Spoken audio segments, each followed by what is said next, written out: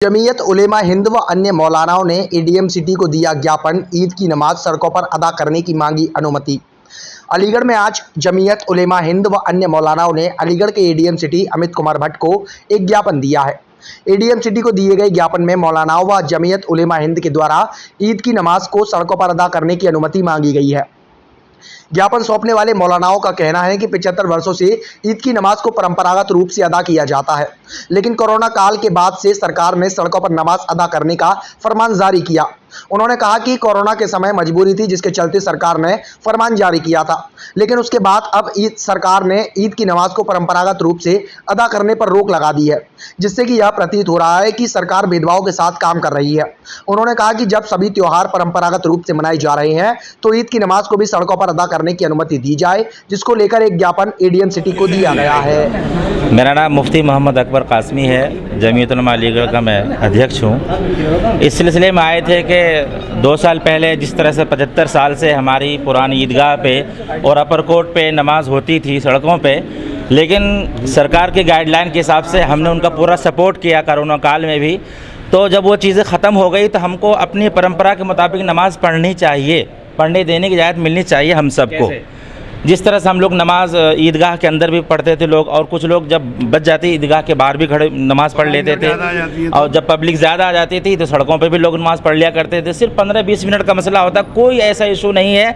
ये सिर्फ मानसिकता की बात है कि हमें क्या करना और क्या नहीं करना है। इसी सिलसिले में हम लोग अलीगढ़ के समाज के लोग आए थे डीएम साहब से मिलने थे, इमाम भी हैं, जो सामाजिक कार्यकर्ता भी हैं।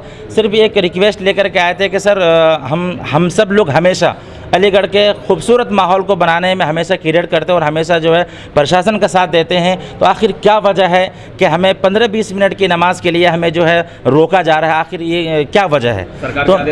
तो उन्होंने कहा कि भाई 75 जनपद के अंदर जो है ऊपर से आदेश है, इसलिए हम इमीडिएटली कोई ऐसा फैसला आपके लिए नहीं कर सकते हैं। अगर आप पहले आते तो हम कुछ सोच सकते थे।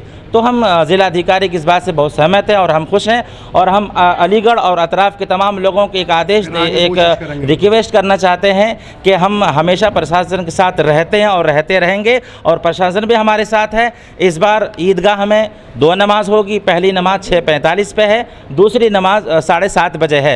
शांतिपूर्वक तरीके से आप लोग ईद मनाएं और अपनी खुशियां दूसरों के साथ भी बांटें। सड़कों पर नमाज फ़िलहाल इस साल न पढ़ें। मेरा नाम मुफ्ती मोहम्मद अकबर कासमी है। सर, क्या मानते हैं, जो आदेश जो हुआ था वो जो है इसकी शुरुआत सड़कों पर नमाज रोकने का आदेश अलीगढ़ के तत्कालीन जिलाधिकारी ने किया था, क्या मानते हैं? नहीं, जैसा कि हमारे महोदय जिलाधिकारी ने कहा, ये सिर्फ अलीगढ़ से नहीं। 1 मिनट सवाल उन्होंने आज कुछ लोग आए हुए थे ज्ञापन देने के लिए, तो उनका ज्ञापन लिया गया।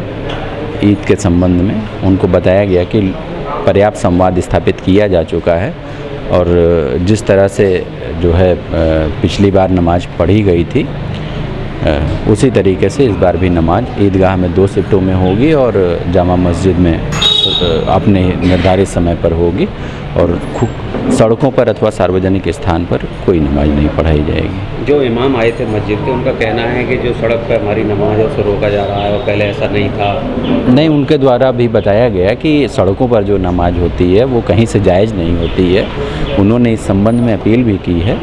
उनका यह कहना था कि अगर कोई व्यक्ति 2 शिफ्ट में नमाज हो रही है, अगर कोई खड़ा होता है तो उसको जो है पर्याप्त सुविधा दी जाए। उसके प्रति हम लोगों ने आश्वस्त किया है कि उनको किसी भी प्रकार की कोई असुविधा नहीं होगी। सड़क पर नमाज नहीं होगी? सड़क पर बिल्कुल नमाज नहीं होगी।